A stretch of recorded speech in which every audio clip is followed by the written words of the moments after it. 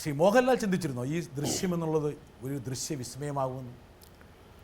ഇത് എൻ്റെ മാത്രം ഒരു വിജയമായിട്ട് ഞാൻ ഇതിനെ കണക്കാക്കുന്നില്ല. അതാണ് അതിൻ്റെ സത്യവും. എല്ലാ സിനിമകളും അതിൻ്റെ ഒരു സക്സസ് എന്ന് പറയുന്നത് ഒരു ആക്ടറുടെ മേലെ മാത്രം ആരോപിക്കപ്പെടേണ്ടതല്ല.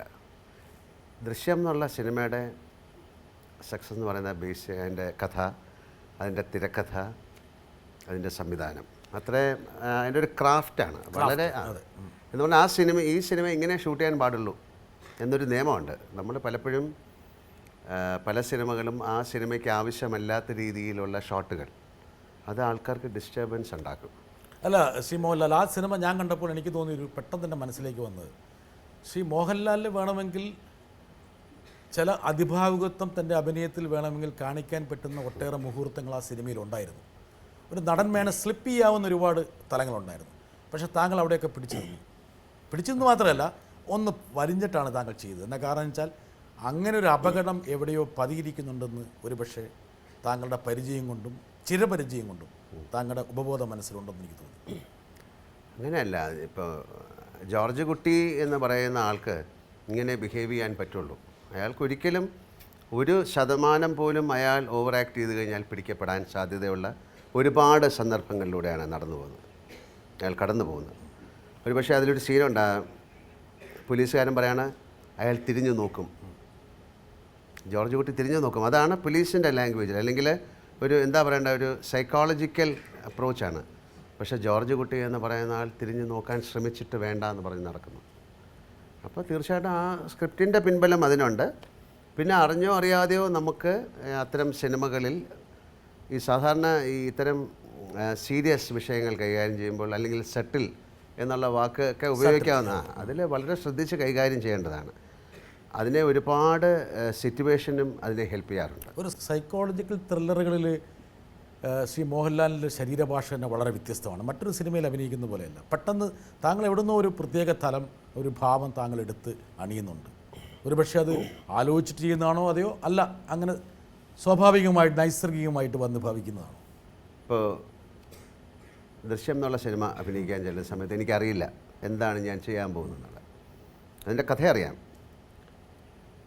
ആ സിനിമയുടെ തുടക്കം എന്ന് പറയുന്നത് ഇൻ്റർവെല്ലിൽ കഴിഞ്ഞിട്ടുള്ള ഒരു സീനാണ് എടുക്കുന്നത്. അയാൾ ആ കാറ് കണ്ടെത്തുകയും അതിൽ കയറിപ്പോവുകയും ചെയ്യണം. അപ്പോഴത്തേക്ക് സിനിമയുടെ ഇൻ്റർവെല്ല് കഴിഞ്ഞിരിക്കുന്നു. അതാണ് നമ്മൾ എടുക്കാൻ പോകുന്നത്. അപ്പോൾ ആ സീൻ എടുത്തു കഴിഞ്ഞ ശേഷം അടുത്ത ദിവസം വേറൊരു സീൻ എടുക്കുമ്പോൾ അറിയാതെ ബാക്കിയുള്ള ക്യാരക്ടേഴ്സ് എല്ലാം കൂടെ ഉള്ള സീനുകൾ എടുക്കുന്ന സമയത്ത് അറിയാതെ ജോർജ് കുട്ടി എന്നൊരു ക്യാരക്ടർ ഷേപ്പ് ആവുകയാണ് എന്നെ സംബന്ധിച്ചിടത്തോളം. അത് ഈ സിനിമയിലല്ല, ഏത് സിനിമയിലായാലും.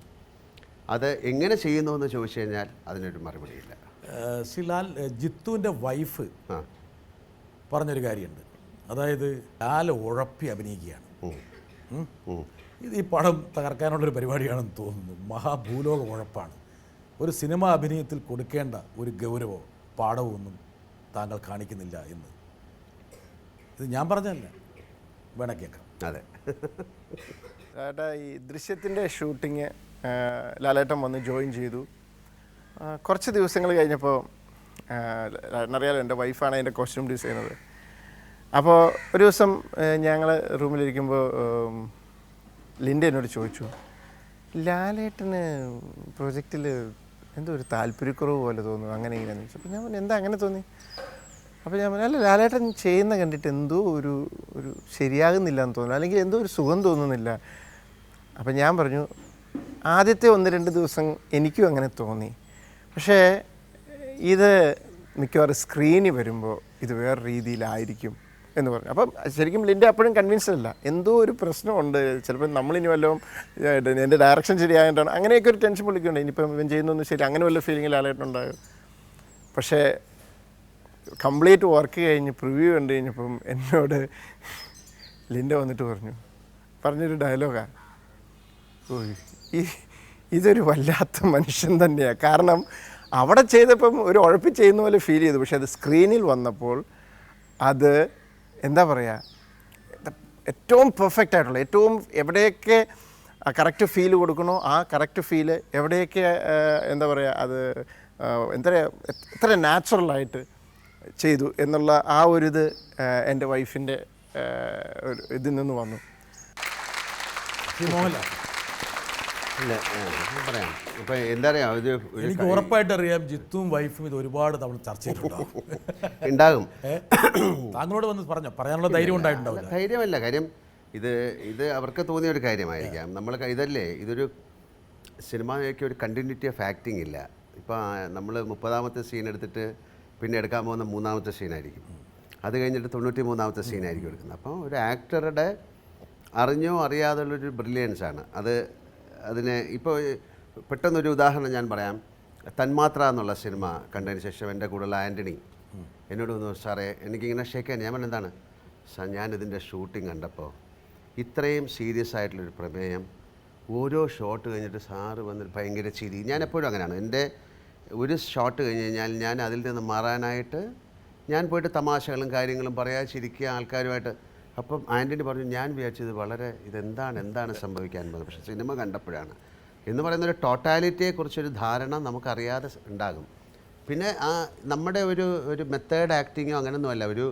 ഒരു സീനിനെ അഭിനയിക്കാൻ വേണ്ടിയിട്ടൊരു മൂഡ് ക്രിയേറ്റ് ചെയ്യുക അങ്ങനെയൊന്നുമല്ല. പക്ഷേ ഒരു പ്രാക്ടീസ് ആയിരിക്കാം, അറിയാതെ സംഭവിക്കുന്നതായിരിക്കാം. ഞാൻ ഒരിക്കലും ഒരു സീരിയസ് ആയിട്ടുള്ളൊരു അപ്രോച്ചിലോട്ട് ആർജിച്ചൊരു സ്കില്ലായിരിക്കും. ഞാനിപ്പോൾ വളരെ സീരിയസ്, ഇപ്പോൾ കിരീടമായാലും അല്ലെങ്കിൽ ദശരഥമായാലും ഭരതമായാലും എല്ലാ സിനിമകളും നമുക്ക് ഏറ്റവും, ഇപ്പോൾ രാംഗോപാൽ വർമ്മയുടെ കമ്പനി എന്നുള്ള സിനിമയുടെ ഷൂട്ടിംഗ് കഴിഞ്ഞിട്ട് ഇതേപോലെ രാംഗോപാൽ വർമ്മ എന്നെ വിളിച്ചു പറഞ്ഞു, ലാൽ ഞാൻ ഈ നിങ്ങളുടെ ഓരോ ഷോട്ടുകളും ഞാൻ സ്ക്രീനിൽ കണ്ടുകൊണ്ടിരുന്നപ്പം ഞാൻ വെച്ച് ഈ മനുഷ്യൻ എന്താണ് കാണിക്കുന്നത്. പക്ഷേ രണ്ടാമത് ഞാൻ വന്നപ്പോഴാണ് അതിൽ വളരെയധികം ചെറിയ കാര്യങ്ങൾ സംസാരിക്കും, ഒരു സാധനം എടുക്കുക, കണ്ണിലിങ്ങനെ ഒഴിക്കും, ഒരുപാട് കാര്യങ്ങൾ. ഇത് നമ്മൾ ഒരിക്കലും അറിഞ്ഞുകൊണ്ട് ചെയ്യുന്നതല്ല.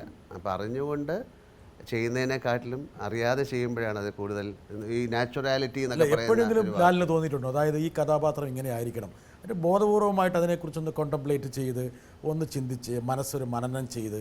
തീർച്ചയായിട്ടും ഉണ്ടാകാം. അതോ തലേ ദിവസം സാധാരണ ആൾക്കാർ പറയുന്ന പോലെ ലാല് ആഹ്ലാദിച്ച് ഉല്ലസിച്ച് 100% അങ്ങനെ തന്നെയാണ്. ഷോട്ട് കഴിഞ്ഞാലും അങ്ങനെ തന്നെ ആയിരിക്കാം. ഒരു ഷോട്ട് കഴിഞ്ഞാലും ഞാൻ ഇന്നിപ്പം ജിത്തുവിൻ്റെ അടുത്ത് സംസാരിച്ചത്, ഞാനൊരു പിക്നിക്ക് പോലെയാണ് ഈ സിനിമയെ കണ്ടിരിക്കുന്നത്. എല്ലാ സിനിമകളും അങ്ങനെയാണ്. അത് നമ്മുടെ ജോലി എന്ന് പറയുന്നത് ഓൾറെഡി ആ സ്ക്രിപ്റ്റും കാര്യങ്ങളും എല്ലാം റെഡിയായി കഴിഞ്ഞു, ഇതിനെ എക്സിക്യൂട്ട് ചെയ്യുക എന്നുള്ളത്. പിന്നെ ഞാൻ ഒരുപാട് പ്രാവശ്യം പറഞ്ഞൊരു കാര്യം കൂടെ, ഒരു life span of an actor, especially film actor, it is between action and cut. അത്രേ ഉള്ളൂ. അത് കഴിയുമ്പോൾ അയാൾ തിരിച്ചു പോയിട്ട് അയാളുടെ കാര്യങ്ങളൊക്കെ നോക്കിയിട്ട് വീണ്ടും വരിക. ഇതൊരു ഹയസ്റ്റ് ഫോം ഓഫ് മെഡിറ്റേഷൻ ആയിട്ടാണ് ഞാൻ കാണുന്നത്.